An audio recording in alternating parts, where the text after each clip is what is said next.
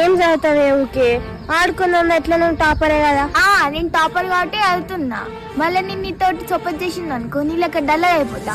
ఏంది ఆడుకుందామని అయితే గంట మాట అంటాను నన్ను. నీకు ఆడుకోబుద్ధి కాకపోతే ఆడుకోనని చెప్పచ్చు, నేను డల్లరని అవసరం అని. డల్లని రాకపోతే ఏమంటారే, నువ్వు కూడా ఇట్లా ఆడుకునే టైంలో చదువుకోవచ్చు కదా. సరే సారీ, నేను మళ్ళీ డిస్టర్బ్ చేయకు.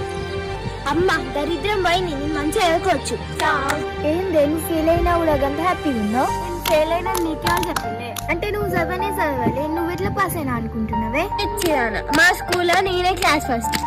ఏందే నీకు అంత కష్టపడి చదివా, నేనే ఫెయిల్ అయినా. నువ్వు అసలు చదివినట్టే అనిపించలేదు, నువ్వు ఎట్లా పాస్ అయినావే? నిజం చెప్పాలంటే నువ్వు చదువుకోలేదే, చదువుతానా అని అనుకున్నావు. అంటే నాకు అర్థం కాలేదే. బట్టి పట్టింది వట్టిగానే మర్చిపోతాం, కానీ అర్థం చేసుకున్నది ఆఖరి వరకు ఉంటుంది. ఇప్పటి నుంచి నేను కూడా లెసన్ అర్థం చేసుకొని చదువుకుంటా. దానికన్నా ముందు ఫస్ట్ మనుషులను తక్కువ చేసి మాట్లాడు బంద్ చేయి. ఫస్ట్ సంస్కారం, దాని తర్వాత